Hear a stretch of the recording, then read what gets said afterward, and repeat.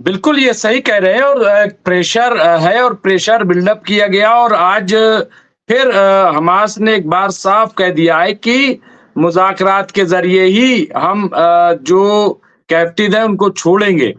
इसके अलावा और कोई रास्ता नहीं है अगर कोई सोचे कि हम प्रेशर बना करके, हमले करके, लोगों को मार करके तो ऐसा हरगिज़ नहीं होने वाला। कैप्टन साहब ये साफ-साफ वार्निंग है और मेरे ख़्याल से कि अगर ये हमले के ज़रिए ही अगर ये कहीं न कहीं इनको अंदाज़ा भी हो जाता कि हम छुड़ा लेंगे, तो ये बातचीत नहीं शुरू करते। लेकिन फिर भी जंग को ऐसा लग रहा है कि बार-बार छेड़ने की कोशिश कर रहे हैं नेतन्याहू। क्या लग रहा है कि अगर ये ज़्यादा हवा देंगे तो वाक़ई क्या इनके खिलाफ कोई कार्रवाई हो सकती है फिर? क्या ट्रम्प जो है वो कोई एक्शन ले सकते हैं? क्योंकि ट्रम्प का मूड अब मुझे नहीं लग रहा है कि यहाँ पे फिलहाल जो है जंग का है।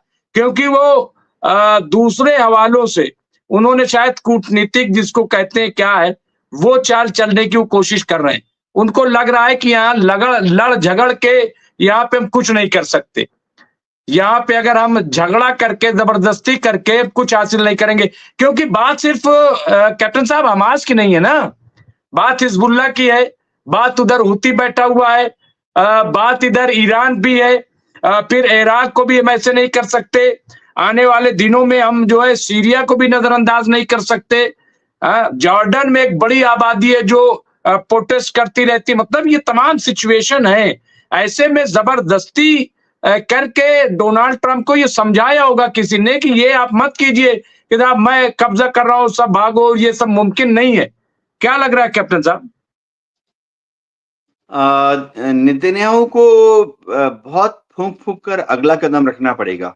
ख़ास तौर से जब वो आईडीएफ को अगर हुक्म देते हैं कि गाज़ा में या वेस्ट बैंक में जाकर कोई मिलिट्री एक्शन करें, तो उनको बहुत ध्यान रखना पड़ेगा कि उससे ज़्यादा नुकसान ना हो। क्योंकि अगर बड़ी तादाद में फिर से गाज़ा में औरतें, बूढ़े, बच्चे बीमार लोग मारे जाते हैं, तो ज़ाहिर बात है फिर सीज़फायर टूट जाएगी। फिर तो हिज़्बुल्लाह और हूती को भी एक मोरल ग्राउंड मिल जाएगा इज़राइल पर फिर से हमला करने के लिए।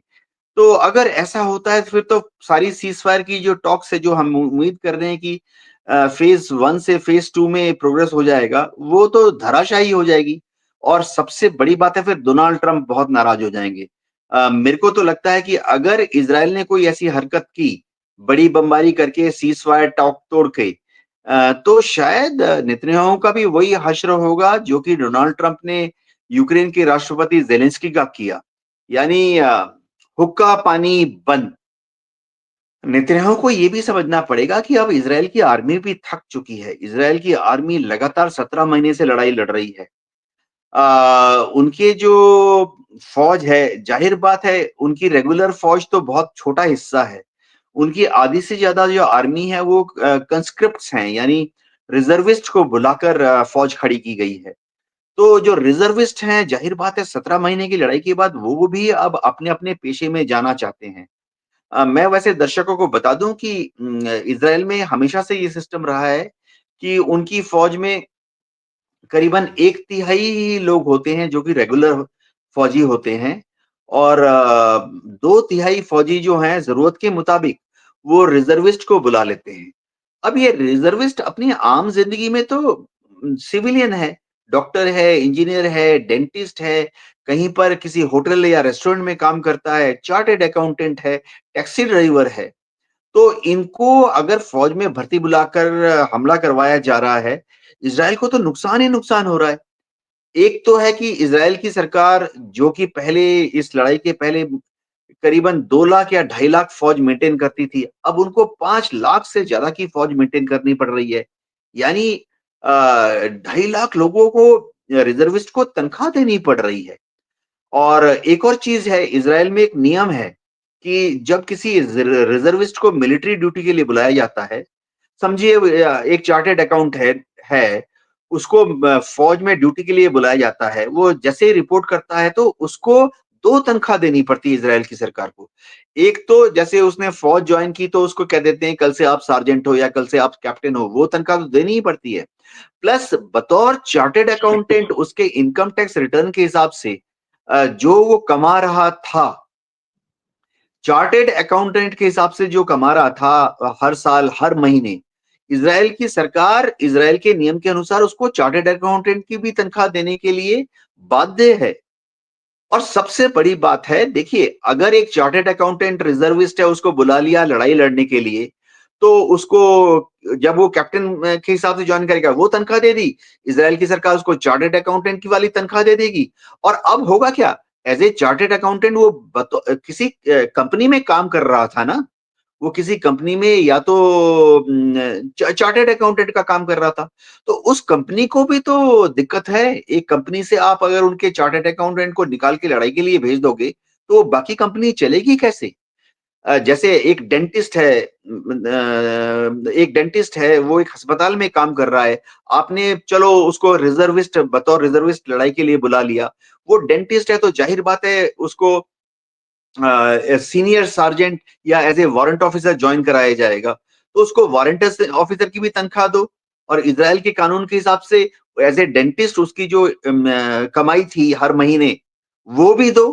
प्लस जिस भी अस्पताल में एज ए डेंटिस्ट बतौर डेंटिस्ट वो काम कर रहा था, वो अस्पताल कैसे काम करेगा, क्योंकि उनका एक डेंटिस्ट तो डेंटिस्ट का काम नहीं कर रहा और लड़ाई के पोस्ट पे चला गया। तो इजराइल की इकोनॉमी की बहुत बुरी हालत है।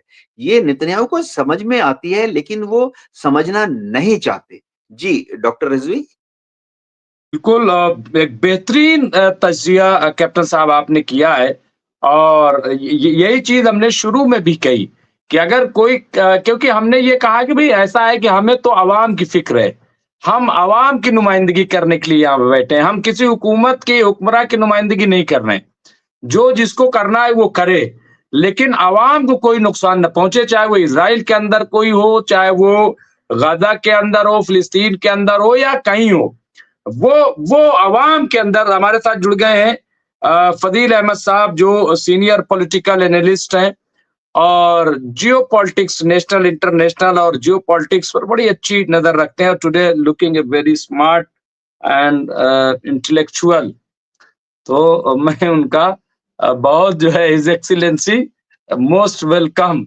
तो बहुत अच्छे लग रहे हैं फजील साहब। देखिए कैप्टन साहब, जरा आप भी कभी कभी कर दिया कीजिए, आप हम लोगों के सीनियर हैं। आप ईमानदारी बताइए आज कैसे लग रहे हैं? तो इनको कोई मिला नहीं लगता है। नहीं ईमानदारी बताइए कैप्टन साहब।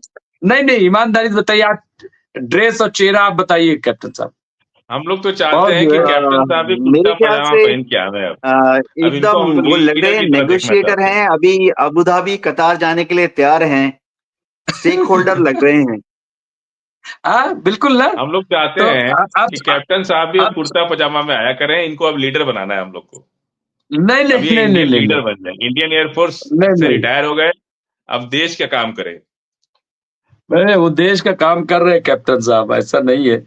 लेकिन कैप्टन साहब को मुशीर होना चाहिए, एडवाइजर जो है, वैसे होंगे कहीं ना कहीं, हम लोग जानते नहीं है, क्योंकि गवर्नमेंट इतनी बेवकूफ भी नहीं है कि ऐसे लोगों को कह देगी कि ऐसे ही बैठे रहो घर में, और अगर कर रही है ऐसा तो गलत है। बहरहाल इस पे जब हम लोग कभी कॉफी टेबल पे बैठेंगे तो इस पे चर्चा करेंगे। और हम लोग बात कर रहे थे अभी, जो बात आपने बहुत इजी वे में कह दी थी, कैप्टन साहब ने उसको थोड़ा सा और बेहतर अंदाज में आपने एक जुमले में आप कह देते हैं पिज्जा बर्गर वाली फौज। तो कैप्टन साहब ने उसको थोड़ा से रैप करके उसको पेश किया है कि नहीं। तो लेकिन बात वही है। और अभी देखिए यूनुस चौड़वारा साहब ने लिखा है कि इजरायली सरकार की सीक्रेट रिपोर्ट लीक, जिसमें खुलासा हुआ है कि गाजा की जंग में इजराइल के अब तक 78,000 फौजी घायल हुए, इसमें से कई हजार तो दोबारा जंग लड़ने की हालत में ही नहीं है। कई लोग ऐसे हैं जिन्होंने सर्टिफिकेट दिया है कि हमारा ज़हनी तवाजुन जो है वो ठीक नहीं है। हम ज़हनी एतबार से, उनके घर वालों ने दिया है, वो तो खुद नहीं दे सकते, घर वाले। तो इस तरह की रिपोर्टें आ रही हैं।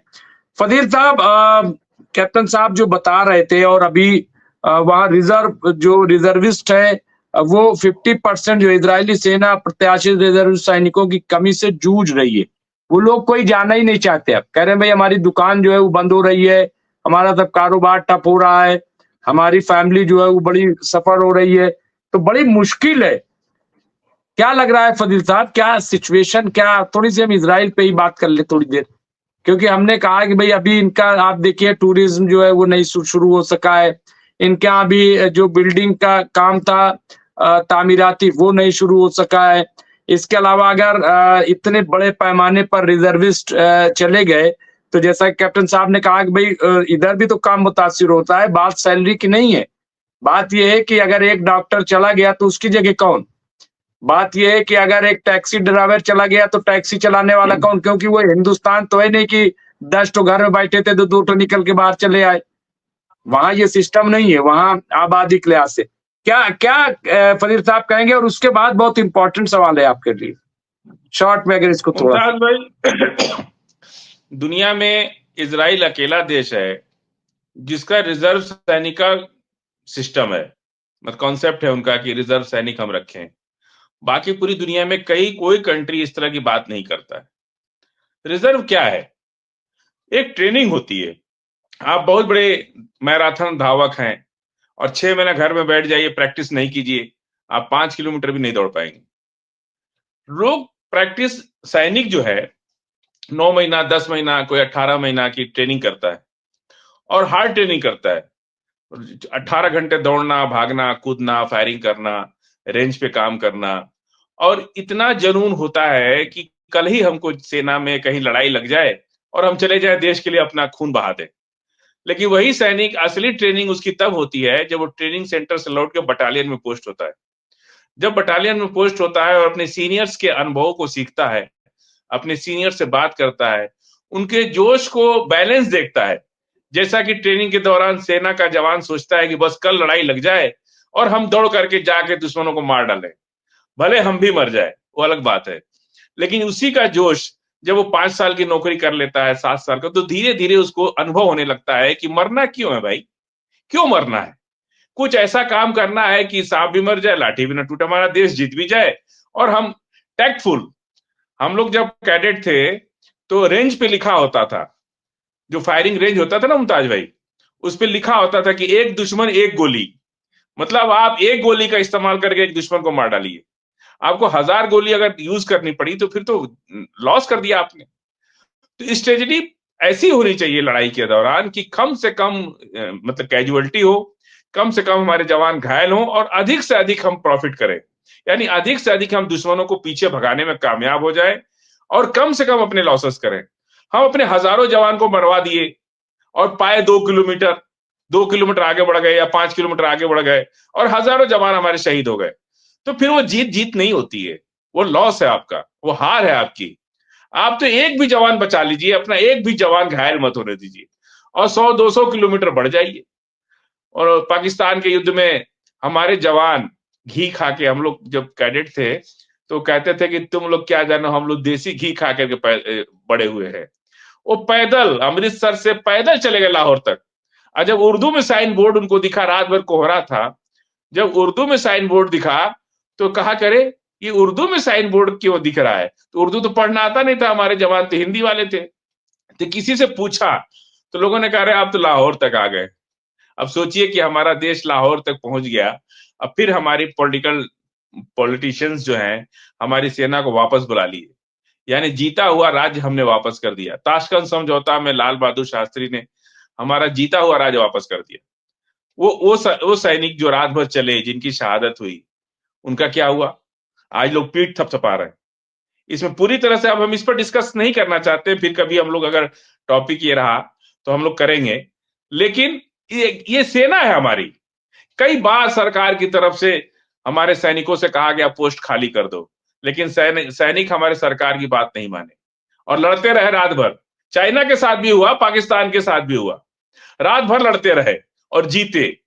एक उस्ताद हमारे थे, उन्होंने कहा एमिनेशन बॉक्स बोलते हैं जिसमें गोली का बक्सा होता है, समझ रहे आप, और एमिनेशन बूट बोलते हैं जूते को। वो रात में मैसेज आया, एमिनेशन बॉक्स गोली खत्म हो गई, BOTT लिख दिया, एक उसकी बॉक्स की जगह T लिख दिया, X की जगह T लिख दिया, बूट हो गया।